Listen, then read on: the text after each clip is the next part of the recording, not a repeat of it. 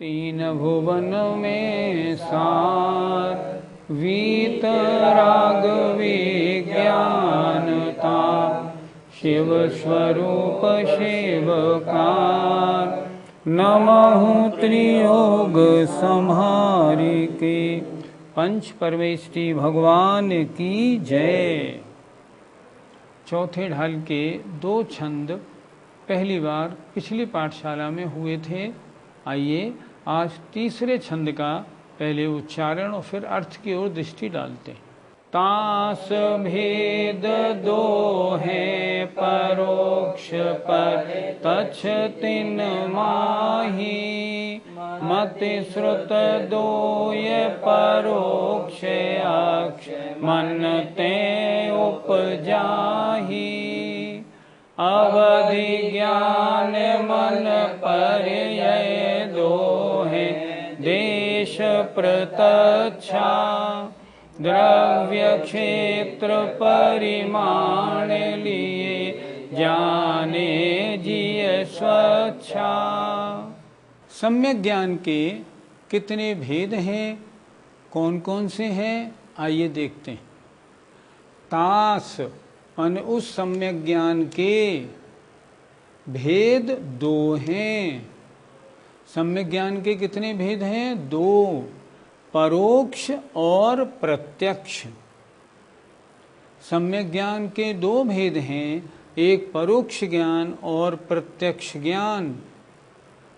तिन माही उनमें, तिन माने उन, माही माने में, उनमें मति ज्ञान और श्रुत ज्ञान, ये दो ज्ञान तो परोक्ष ज्ञान हैं। मति श्रुत दोय परोक्ष, मति ज्ञान और श्रुत ज्ञान ये दो तो परोक्ष ज्ञान हैं। क्या बात है इन दोनों में, क्या विशेषता है कि ये अक्ष माने इंद्रिय और मन से उत्पन्न होते हैं। ज्ञान दो तरह से होते हैं, या तो इंद्रिय और मन से उत्पन्न होने वाले और एक आत्मा से उत्पन्न होने वाले। मति ज्ञान और श्रुति ज्ञान दो परोक्ष ज्ञान हैं, क्योंकि इंद्रिय और मन से उत्पन्न होते हैं। और अवधि ज्ञान आदि ज्ञान प्रत्यक्ष ज्ञान हैं, वो आत्मा से होते हैं। फिर एक बार देखें, मति ज्ञान और श्रुति ज्ञान ये दो परोक्ष ज्ञान हैं, क्यों? अक्ष माने इंद्रिय और मन से उत्पन्न होते हैं, उपजाही उत्पन्न होते हैं। आगे देखिए, अवधि ज्ञान और मनपर्यय ज्ञान ये दो ज्ञान देश प्रत्यक्ष ज्ञान हैं। ध्यान से देखें, अवधि ज्ञान और मनपर्यय ज्ञान ये दो जो हैं ये देश प्रत्यक्ष ज्ञान हैं।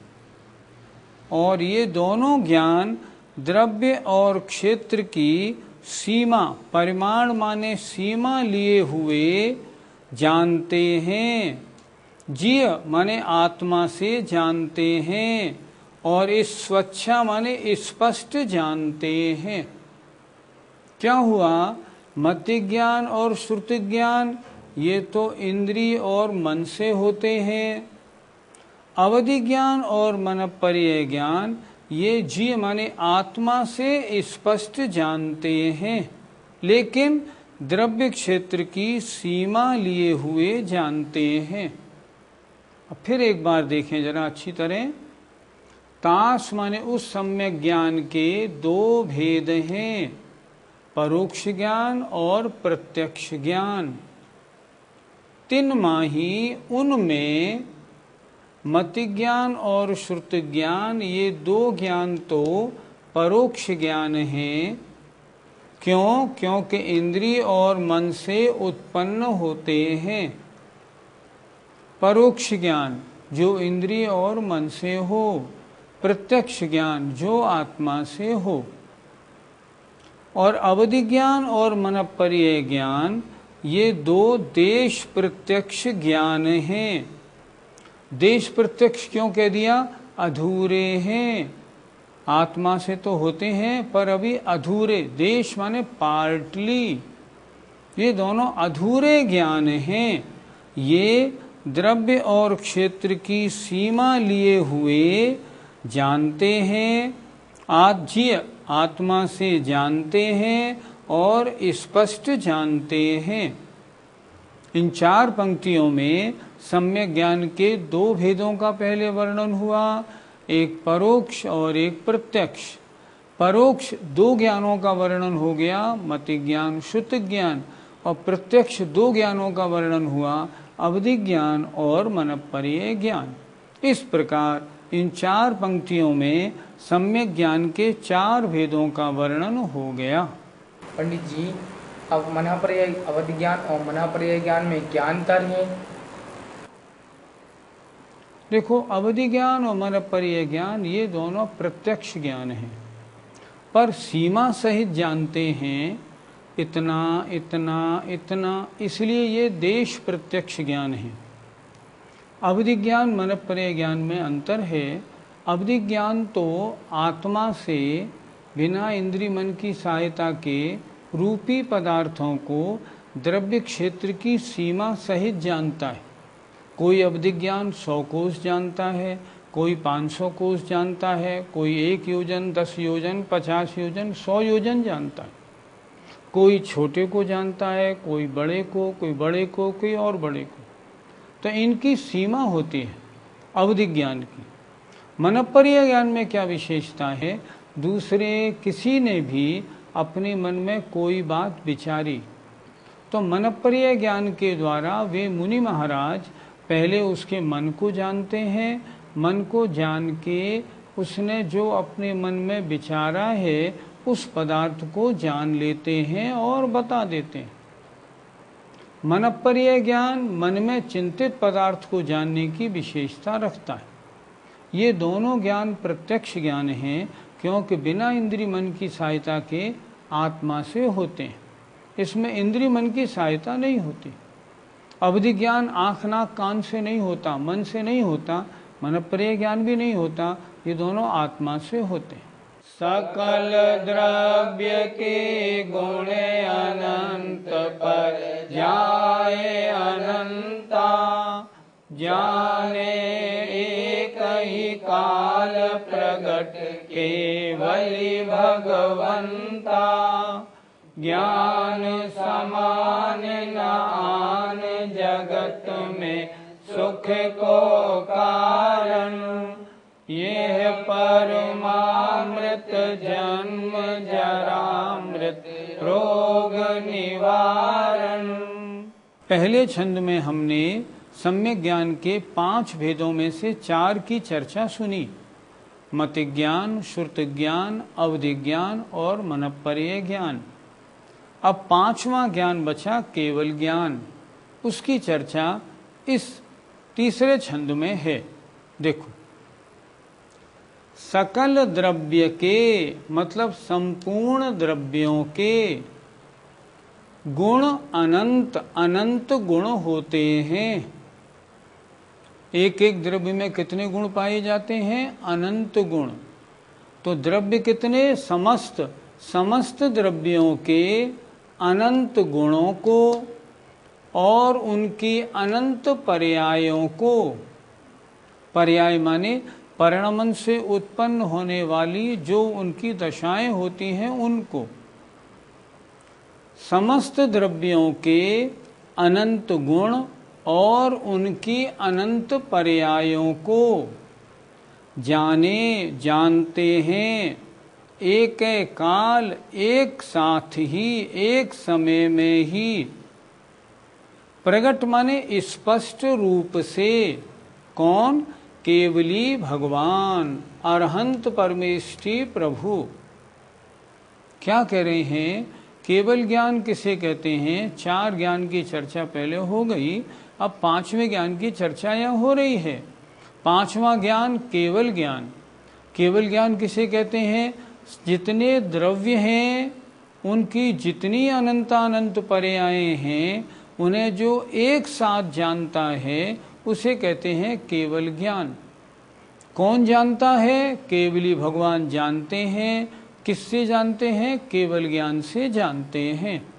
फिर एक बार देखें, समस्त द्रव्यों के अनंत गुण हैं और उनकी जो अनंत पर्याय हैं, उनको केवली भगवान, केवली भगवंता, केवली भगवान केवल ज्ञान के द्वारा एक काल, एक समय में ही प्रकट माने स्पष्ट रूप से जानते हैं। स्पष्ट रूप से का मतलब जैसे हाथ पे रखी हुई चीज स्पष्ट दिखाई पड़ती है, ऐसे भगवान जानते हैं। ये केवल ज्ञान की महिमा है।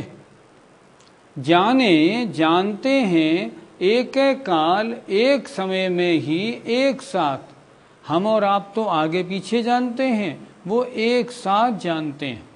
जानते हैं एक समय में ही प्रकट माने स्पष्ट रूप से केवली भगवान, अर्थात केवली भगवान आत्मा के द्वारा समस्त द्रव्यों को और उनके अनंत गुण और अनंत पर्यायों को एक साथ जानते हैं। तो जो ज्ञान इस तरह जानता है उसे हम कहते हैं केवल ज्ञान। ये सम्यक ज्ञान का 5वां भेद है। ये इंद्रिय मन से होता है या आत्मा से? ये आत्मा से होता है। ये प्रत्यक्ष ज्ञान है। अवधि ज्ञान और मनपर्य ज्ञान देश प्रत्यक्ष थे। ये जो ज्ञान है ये तो सकल प्रत्यक्ष है। इस ज्ञान से क्या बचा? कुछ नहीं बचा। आलोकाकाश में जहाँ कुछ भी नहीं है, उस आलोकाकाश को भी जैसा का तैसा केवल ज्ञान जानता है। जानने वाले अरहंत भगवान किसके द्वारा जानते हैं? केवल ज्ञान के द्वारा। तो जो समस्त द्रव्य और उनकी अनंत गुण और अनंत पर्यायों को एक साथ जाने, उसे केवल ज्ञान कहते हैं। एक बार फिर देखें जरा, समस्त द्रव्यों के अनंत गुण और उनकी अनंत पर्यायों को केवली भगवान प्रकट माने स्पष्ट रूप से एक समय में ही जानते हैं। किसके द्वारा? केवल ज्ञान के द्वारा। ये केवल ज्ञान सम्यक ज्ञान का 5वां भेद हुआ। आगे क्या लिख रहे हैं? ज्ञान के समान, ज्ञान समान न आन, आन माने अन्य, जगत माने संसार में सुख का कारण नहीं है। संसार में सुख का कारण है सम्यक ज्ञान। अगर सम्यक ज्ञान नहीं तो कभी सुख हो ही नहीं सकता। इसलिए कह रहे हैं सम्यक ज्ञान के समान आन माने अन्य इस संसार में सुख का कारण नहीं है। ये सम्यक ज्ञान की खूबियां है, इसकी महिमा क्या है? यह माने यह सम्यक ज्ञान परम अमृत है। परम अमृत है। कैसा है? जन्म, जरा माने बुढ़ापा, मृत माने मरण और रोग, इनको दूर करने वाला है। अर्थात जो सम्यक ज्ञान की आराधना करते हैं, अपनी आत्मा को जानकर उसमें लीन हो जाते हैं, उनका जन्म, जरा, मरण और रोग सब नष्ट हो जाते हैं। अर्थात उनको मोक्ष प्राप्त हो जाता है। ये परम अमृत है। सम्यक ज्ञान का कोई मुकाबला नहीं। फिर एक बार नीचे की 2 पंक्ति देखें।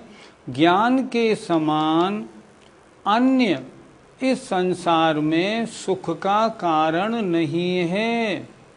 अगर सम्यक ज्ञान है तो सुख है, सम्यक ज्ञान नहीं तो सुख नहीं। मिथ्या दृष्टि देव होते हैं, उनका ज्ञान मिथ्या ज्ञान होता है। चाहे वो देव पर्याय में पैदा हो जाए फिर भी हमेशा दुखी रहते हैं। क्यों रहते हैं? उन्हें सम्यक ज्ञान नहीं, मिथ्या ज्ञान है। इस कारण क्या कह रहे हैं? सम्यक ज्ञान के समान अन्य इस संसार में सुख का कारण नहीं है। यह सम्यक ज्ञान तो परम श्रेष्ठ अमृत है। अमृत है। जो जन्म, जरा माने बुढ़ापा, मरण और रोग, इन सबको दूर करने वाला है। अर्थात जो आत्मा में लीन हो जाते हैं उनको ये मोक्ष प्राप्त कराने वाला है। आत्मा आत्मा को जानने लगे, निश्चय सम्यक ज्ञान है, और वे इनको हटा करके मोक्ष प्राप्त कराने वाला है। एक बार जरा देख लें, समस्त द्रव्यों के अनंत गुण और अनंत पर्याय हैं। उन सबको केवली भगवान केवल ज्ञान के द्वारा एक समय में स्पष्ट रूप से जानते हैं। केवली भगवान से कुछ भी बचा नहीं। सम्यक ज्ञान के समान संसार में अन्य सुख का कारण नहीं है। यह सम्यक ज्ञान परम अमृत है और जन्म, जरा माने बुढ़ापा, मरण और रोग, इनको दूर करने वाला है। अर्थात सम्यक ज्ञान की आराधना करने वालों को मुक्ति की प्राप्ति होती है। पंडित जी, जो केवली भगवान तीन लोक के समस्त पदार्थों को एक साथ कैसे जानते हैं? ज्ञान माने आत्मा में जानने की शक्ति है। अगर उसके ऊपर से ज्ञानावरण कर्म हट जाए तो वो ज्ञान इतना शक्तिशाली हो जाता है कि तीनों लोकों के समस्त द्रव्य और उनके अनंत गुण और अनंत पर्याय सबको एक साथ जानते हैं। हम तो किताब में पहले ऊपर का अक्षर पढ़ेंगे, फिर नीचे का अक्षर पढ़ेंगे, फिर नीचे का अक्षर पढ़ेंगे। वो ऐसे नहीं करते, वो एक साथ जानते हैं। आगे पीछे नहीं जानते, क्रम से नहीं जानते, वो एक साथ जानते हैं। दूसरी बात, उनसे कुछ भी बचा नहीं।